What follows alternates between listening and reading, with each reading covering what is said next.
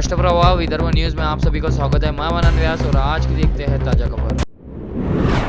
सत्ता के लिए बच्चू कडू गुवाहाटी गए थे। 50 खोके एकदम ओके तक उन्हें किसानों की याद नहीं आई, लेकिन अब जब सत्ता चली गई है तब बच्चू भाऊ को किसानों की याद आई है। किसानों पर आया ये प्यार सत्ता वापस पाने के लिए है और किसानों को ऐसे नेताओं से सावधान रहना चाहिए, ऐसा आह्वान किसान नेता सिकंदर शाह ने किया।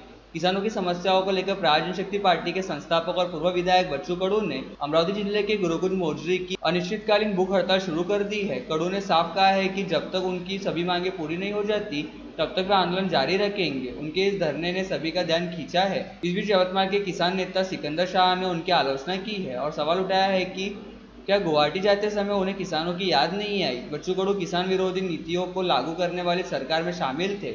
इतना ही नहीं, उन्हें मंत्री पद भी दिया गया था। इस दौरान उन्होंने कभी किसानों के मुद्दों पर आवाज नहीं उठाई। सत्ता जाते ही उन्हें अब किसानों की याद आई है। हालांकि वे किसान के मुद्दों को लेकर सरकार पर दबाव बना रहे हैं, लेकिन इसके पीछे सत्ता की राजनीति है। सत्ता में आने के बाद नेता किसानों को भूल जाते हैं।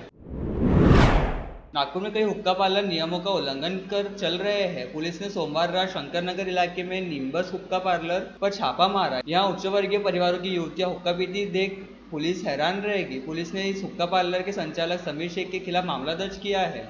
नागपुर शहर की पुलिस पिछले कुछ दिनों से ऑपरेशन थंडर के नाम से अवैध धंधों के खिलाफ कार्रवाई कर रही है।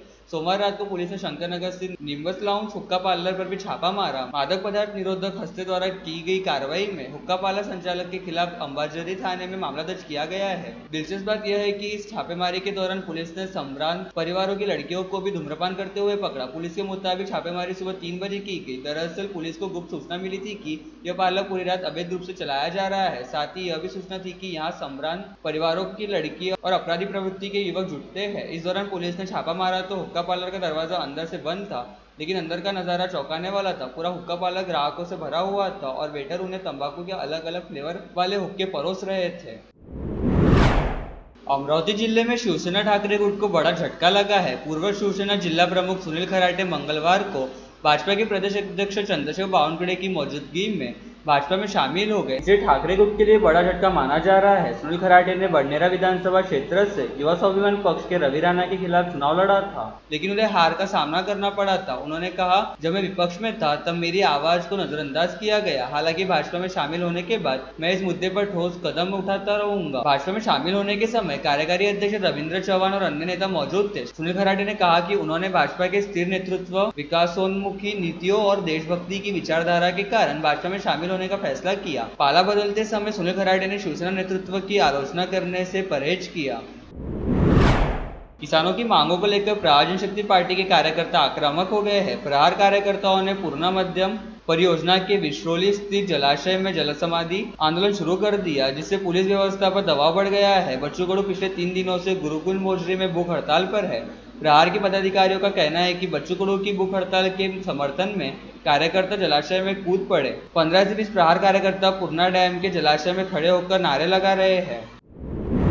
2014 महाराष्ट्र विधानसभा चुनाव में मतदान में धोखाधड़ी होने का आरोप लगाते हुए कांग्रेस के प्रदेश अध्यक्ष हर्षवर्धन सपकाल ने कहा कि चुनाव आयोग इस पर सीधा जवाब देने से बच रहा है। सत्तारूढ़ भाजपा इसका विरोध करके मुख्य मुद्दे को भटकाने की कोशिश कर रही है, इसलिए चुनाव आयोग के रुख के खिलाफ मशाल मोर्चा निकाला जाएगा। नागपुर के सर्वोदय आश्रम में सामाजिक कार्यकर्ताओं, विचारकों, लेखकों, सर्वोदय कार्यकर्ताओं और आंदोलन के नेताओं के साथ सपकाल की एक बैठक आयोजित की गई थी। इस अवसर पर उन्होंने लोकतंत्र को बचाने के लिए सभी की जिम्मेदारी पर जोर दिया और लोकतंत्र में सभी की भागीदारी पर जोर दिया। इस अवसर पर किसान नेता विजय दामंदिया ने सुझाव दिया कि कांग्रेस को एक समग्र किसान नीति तैयार करनी चाहिए। यह सभी राज्यों के लिए एक समान होनी चाहिए। इससे इस देश में असंगठित मजदूरों की संख्या सबसे अधिक है, लेकिन उन्हें बचाने वाले कोई नहीं है। मजदूर नेता विलास बोंगाड़े ने कहा कि कांग्रेस को इस वर्ग को आगे बढ़ाने के लिए हाथ बढ़ाना चाहिए, ताकि देश भर के मजदूरों को कांग्रेस के राजनीतिक रूप से जोड़ा जा सके।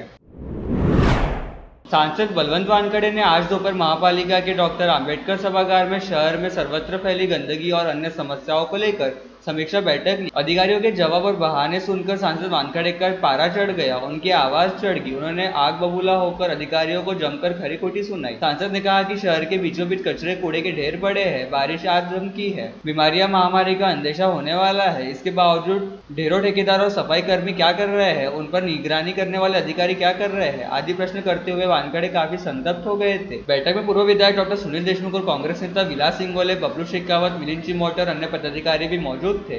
साथ ही सांसद की समीक्षा बैठक होने से बड़ी संख्या में कार्यकर्ता नागरिक भी अपनी शिकायत पर समस्या लेकर मनपा पहुंचे थे।